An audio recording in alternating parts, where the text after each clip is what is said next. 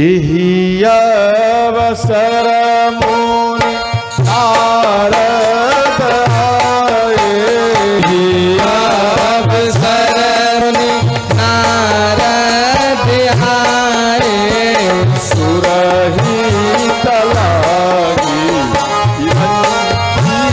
पठारे, सुरहित लागी पठारे। श्री राम जय राम जय जय राम, श्री राम जय राम जय जय राम। ध्यान देना। दिव्य ऋषि नारद आकर भगवान का दर्शन किए। अंत में प्रभु श्री राम को दिव्य ऋषि नारद बोले, जे हे नाथ, अब इतना समय बीत चुका है, अब पिताश्री यानी परम पिता ब्रह्मा जी हमको आपके पास भेजे हैं।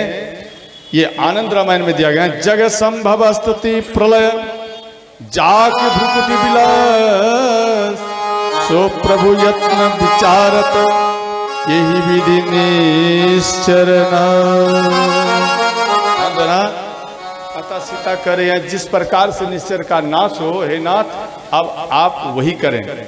ध्यान देना। देखो, निश्चर का नाश भगवान बार बार जन्म लेकर करते हैं। गोस्वामी जी लिखे हैं, नर नारायण सरिस सुब्रत, नर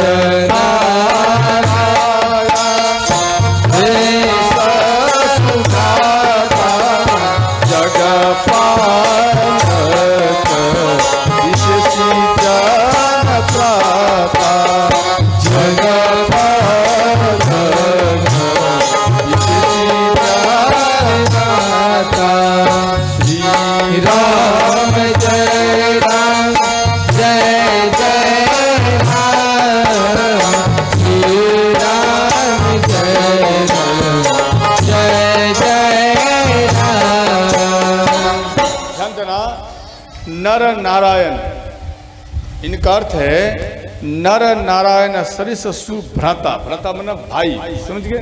ध्यान देना।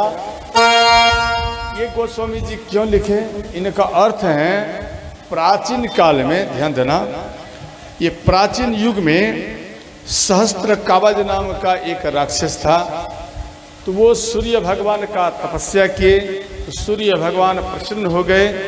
तो सूर्य भगवान से वर मांगे, जे हे नाथ आप हमें वर, पहले तो अमर वर मांगे। बोले हमारे पास अमर वर नहीं है। बोले हे नाथ एक काम करो, आप हमें 1000 कवच दो, और जो 1000 वर्ष तक हमसे युद्ध करेंगे वही मेरे एक कवच को तोड़ेंगे, और जो तोड़ेंगे उसी का ही मृत्यु होगा। इस प्रकार से वर मांगे घुमा फिरा कर। सूर्य भगवान बोले तथास्तु, चले गए। इनके बाद ये देवताओं को कष्ट देने लगे। तो सब कोई मिलकर नारायण भगवान के पास गए, हे नाथ त्राहि माम त्राहि माम त्राहि माम। ये सहस्त्र कवच राक्षस बहुत कष्ट दे रहा है। बोले ठीक है, आप हे देवताओं चले जाइए, हम कुछ विचार करते हैं।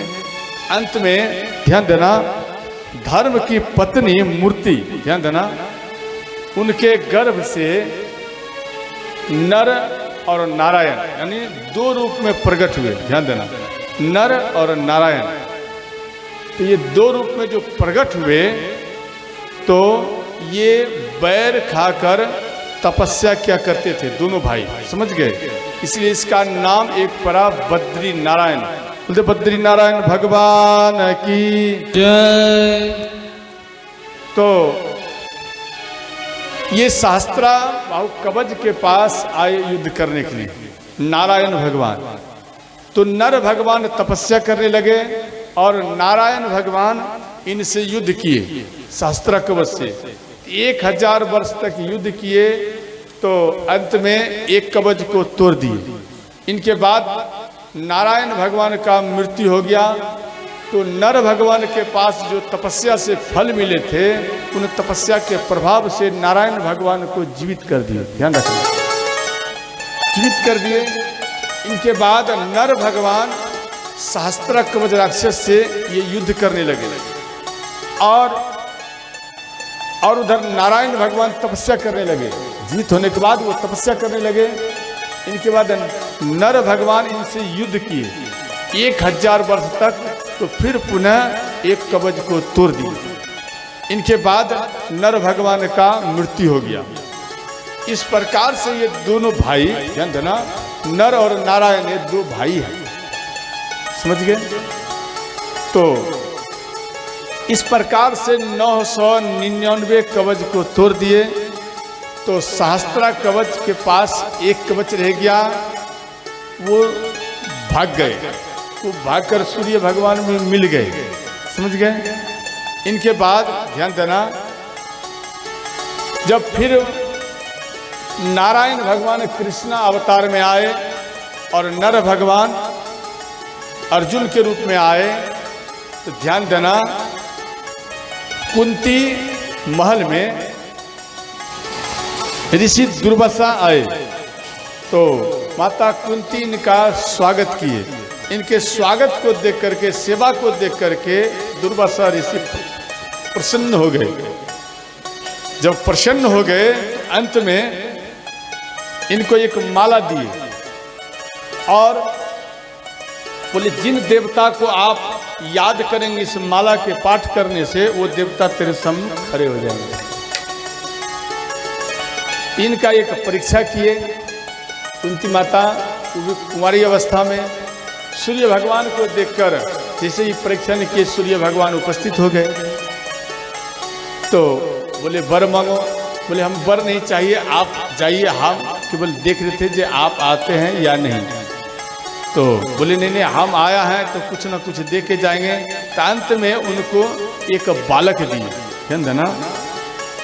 तो जब उनको बालक दिए तो उन बालक का नाम पड़ा दानवीर कर्ण। तो दानवीर कर्ण का प्रागट्य हुआ। तो ये कुमारी अवस्था में थी, अंत में इनको जल में प्रवाह कर दिया। तो ध्यान देना, दानवीर कर्ण जो है, इंद्र भगवान यानी नारायण भगवान के कहे हुए अनुसार इंद्र भगवान दानवीर कर्ण से कवच मांग लिए। इनके बाद अर्जुन के द्वारा कर्ण का मृत्यु हुआ। बोले श्री सीताराम भगवान की जय। तो ध्यान देना, जब सुबह हुआ तो महाराज दशरथ जी जगे। जगने के बाद उनके कान के पास एक केस पका हुआ था। वो पका हुआ केस देख करके मन में विचार किए, जो हमें राजा बनना अच्छा नहीं है, इसलिए हम राम लल्ला को ही राज्य तिलक पर बिठा दें, राज्य गद्दी पर बैठा दें तो अच्छा है। इसलिए राज गद्दी पर बैठाने के लिए गुरुदेव के पास गए, जो हम कैसे इनको राज तिलक पर बिठावें। तो ध्यान देना, बैठाने के ख्याल से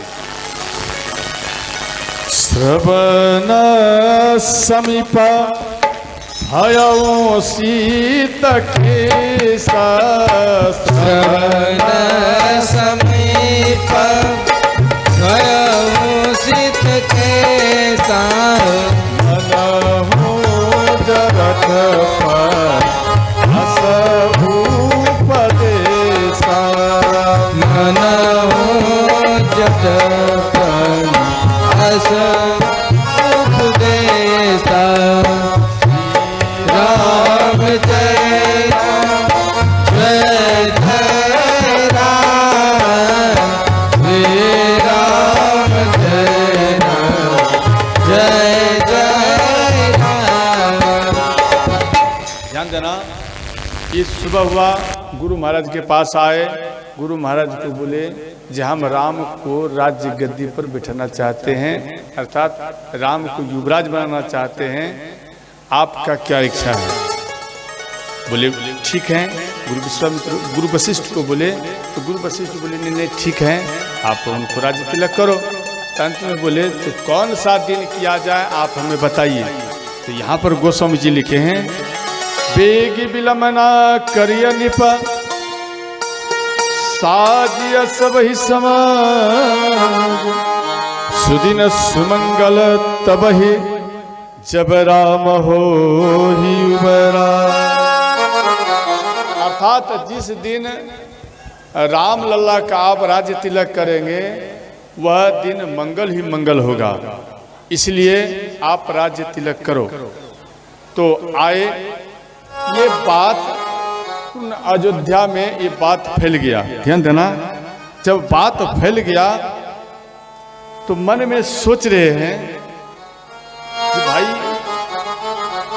हमारे प्रभु श्री राम राज्य तिलक पर बैठेंगे, इनका राज्य तिलक होगा, अभिषेक होगा, तो सबके घर में आनंद हुए, सब कोई अपने अपने घर को सजाने लगे ऐसे जैसे कि हमारे ही बालक राज सिंहासन पर विराजेंगे। ऐसे मन में सोच करके सब कोई सजाने लगे। और भगवान श्री राम एक झरोखन को फैला, झरोखन मैंने खिड़की, समझ गए, खिड़की के पास आए और जंगला जब पल्ला जब जैसे ही खोले तो समाज में देख रहे हैं भाई उत्सव चल रहा है। तो वहां पर सब कोई कह रहे हैं, ध्यान देना,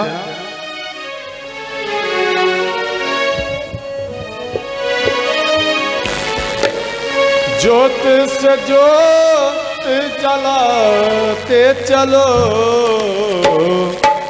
ज्योत से ज्योत जलाते चलो, प्रेम की गंगा बहाते चलो, प्रेम की गंगा बहाते चलो, राह में आए जो दीन दुखी, राह में आए जो दीन दुखी,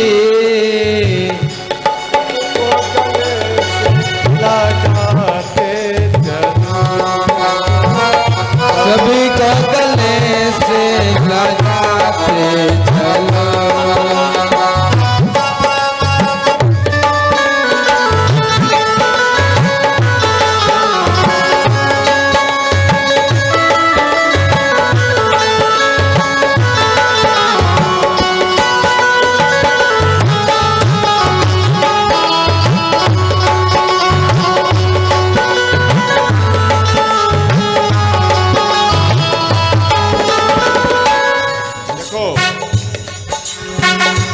कोई कहते हैं संसार में केवल मेरा एक खुदा ही है, और कोई कहते हैं नहीं नहीं, इस संसार में अगर है एक केवल कबीर साहब है और कोई नहीं है। कोई कहते नहीं नहीं, इस संसार में केवल एक राम है और कोई नहीं। कोई कहता है इस संसार में केवल एक शिव है और कोई नहीं। ध्यान देना, कभी कहते हैं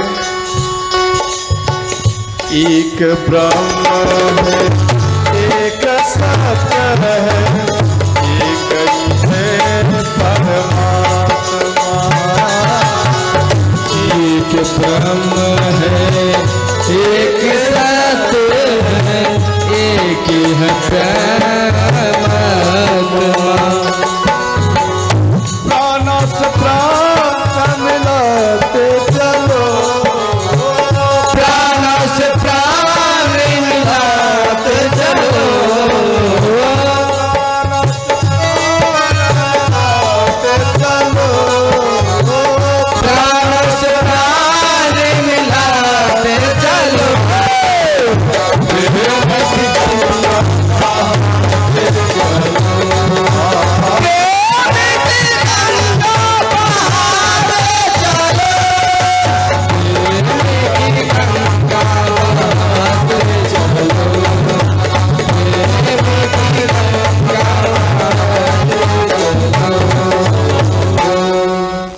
वृंदावन बिहारी लाल की जय। देखो